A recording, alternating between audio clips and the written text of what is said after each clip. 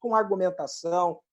Por exemplo, que jornalista sério no Brasil hoje deixa de ler aos domingos o Jânio de Freitas e o Hélio Gaspari? Olha que eu estou falando do Hélio Gaspari, que é um jornalista conservador, mas tecnicamente e jornalisticamente ele é ótimo. Nossa. Ele é excelente. É um jornalista de opinião. Então, eu penso que é isso que nós temos que trabalhar. Pelo menos eu acho que é isso que eu tento incutir na nova geração. Se é que os caras me ouvem, né? Eu acho isso perfeito, né? Mesmo porque a gente vive num país em que Alexandre Garcia e Caio Coppola são chamados de jornalistas, né? Assim, então de pé de igual ali para outros. O desavisado que não acompanha mais um trabalho jornalístico e liga na CNN ou acompanha um trabalho de um Alexandre Garcia, acha que está sendo informado, né? Quando na realidade é justamente o contrário, está sendo doutrinado por uma mentalidade fascista, bolsolavista brasileira, né? Para quem quiser, por exemplo, para dizer que eu não estou puxando o saco de um lado de outro, estou falando aqui de pessoas que deram grande contribuição. Se você puxar o Google tem um arquivo do antigo Jornal do Brasil. Se você quiser ter uma aula de jornalismo, pegue lá qualquer ano depois de 1960. Qualquer ano, qualquer um. E leia a coluna do Castelo. É uma aula de análise política, de conjuntura. E o Castelo, o Castelinho, era um conservador. Mas ele tinha uma formação intelectual sólida. E aí como é que você vai desprezar? Isso acaba invadindo até as outras áreas da vida nacional, né? A gente está falando aqui de racismo, preconceito. Vejam só, gente. O Brasil é pentacampeão do mundo por causa do jogador negro. E você não tem comentaristas negros. É um absurdo, é um disparate.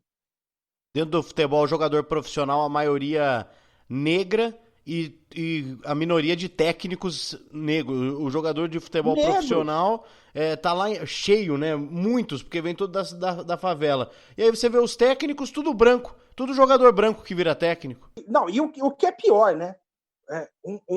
Um processo, uma busca de emburrecimento desse jornalismo esportivo, né? O que é mais grave. Quer dizer, você exclui o negro para formar opinião e você oferece aí um produto de baixa qualidade. Você sabe que eu lendo a biografia do Nelson Rodrigues, de autoria do Rui Castro, o Rui ele descreve como que o Nelson Rodrigues virou comentarista de futebol, né? Não tem a ver com o assunto, mas vocês vão entender onde eu quero chegar. Em 1960, 65 por aí, ia ter eleições e a TV Rio era a grande emissora. Era a grande emissora do país. E, na época, a TV Rio foi proibida de transmitir os jogos do Campeonato Carioca. O Luiz Mendes, que era o chefe da equipe, ficou desesperado. Vou perder o emprego, estou ferrado. E aí, num dia à noite, ele desesperado, ele estava vendo um debate sobre as eleições. Estavam lá Carlos Chagas, Vilas Boas Correia, Carlos Castelo Branco e mais um que eu esqueci. Aí o Luiz Mendes, ele falou o seguinte: poxa, mas você já pensou se a gente pudesse fazer isso toda semana com o futebol? Aí o Walter Clark, que era o gerente da emissora, falou: gaúcho, ele era gaúcho, você achou, veio de ouro, vamos fazer isso já, para a semana que vem. Aí eles formaram uma mesa com Luiz Mendes apresentando, Nelson Rodrigues, João Saldanha, Armando Nogueira, José Maria Escassa e mais uns dois lá. E o sucesso foi estrondoso. E por quê foi estrondoso? Porque eram pessoas inteligentes, cultas, discutindo futebol. Agora, o que me chama a atenção é que desde essa época, e pegando toda a trajetória, em poucas oportunidades se verificou que o negro era capaz de ser inteligente e de participar de uma mesa redonda para influenciar as pessoas. Então, existe um longo caminho ainda pela frente para a gente destrinchar e para a gente conseguir fazer um país melhor.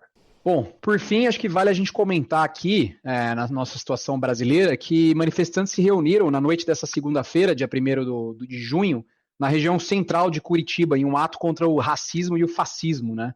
E, de acordo com a polícia militar local, houve registro da destruição na cidade e no centro cívico, né? E policiais acabaram entrando em combate contra os manifestantes e usando bombas de gás lacrimogêneo e balas de borracha para controlar o protesto, né? E em uma nota, a Prefeitura de Curitiba informou que houve registro de danos a alguns patrimônios públicos e privados e, segundo relatos, os manifestantes gritaram palavras de ordem em frente ao Palácio Iguaçu, que é a sede do governo estadual do estado do Paraná, onde lixeiras foram incendiadas e pontos de ônibus foram pichados. E aí, né, assim, face a tudo que está acontecendo no país, tudo que a gente falou hoje, de toda essa pressão histórica e secular, né, em relação à injustiça, né, a falta de justiça social do nosso sistema, ao racismo, né, às desigualdades, no Twitter, o nosso ex-ministro da Justiça, Sérgio Moro, compartilhou a informação e disse que isso é inaceitável. E aí abro aspas, né? Em vez de atingirem os objetivos propostos, os manifestantes violentos, mesmo minoritários, comprometem a legitimidade do movimento. E, cara, eu não posso deixar barato aqui, porque não compromete legitimidade coisa nenhuma, na minha visão. Eu acho que isso é só o começo de uma convulsão social que o Brasil precisa passar para efetivamente mudar esse sistema podre, né? E eu acho que as pessoas que levam Sérgio Moro como herói, né, como grande expoente da verdade, esse homem branco, né, que subverteu a justiça fazendo o que ele fez, né, com o lavajatismo que viabilizou o fascismo brasileiro, que é o bolsonarismo, precisam trocar de herói, né? A gente precisa mais ver como exemplo o Emerson Osasco, né, que foi aquele cara preto, né, que enfrentou os nazistas, né, que estavam disfarçados de manifestantes na Avenida Paulista, né, e ainda falando frases incríveis, que essas pessoas têm ódio e querem eliminar o meu povo, né, no caso o povo preto brasileiro, e que o tempo de ficar calado acabou.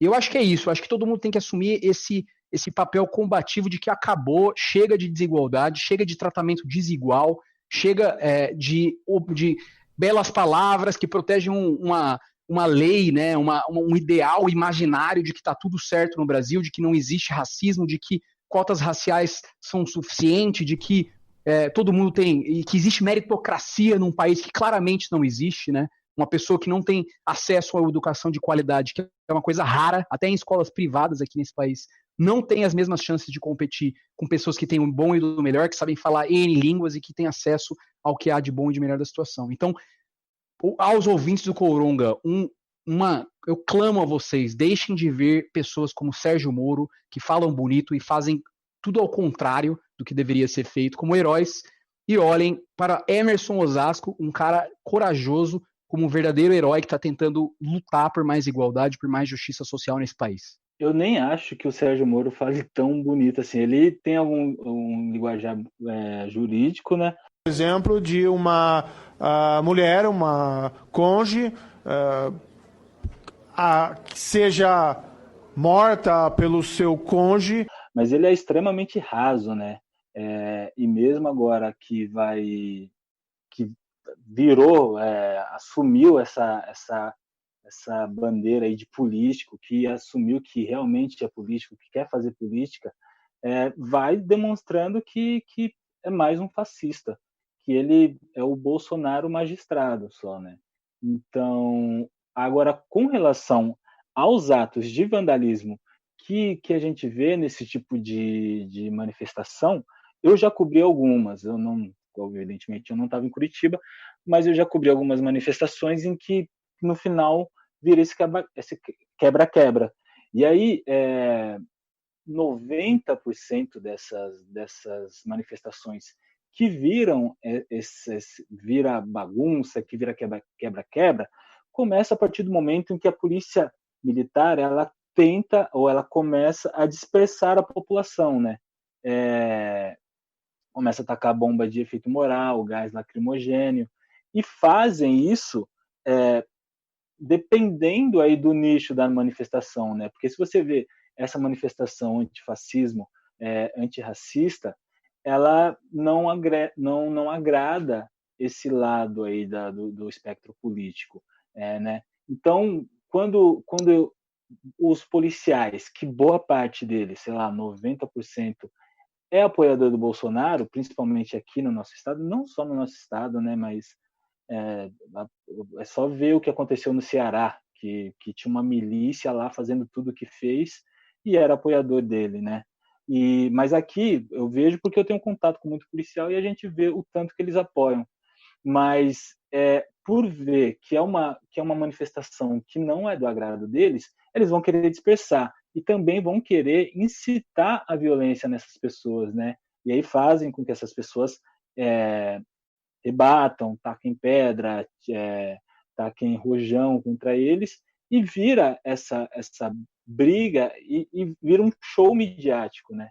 Porque gera essas imagens que a gente vê de tiro para um lado, pedra para o outro, e quando você vê que a manifestação, por exemplo, é do agrado desse grupo, não tem nada de tiro de borracha, não tem nada nesse sentido.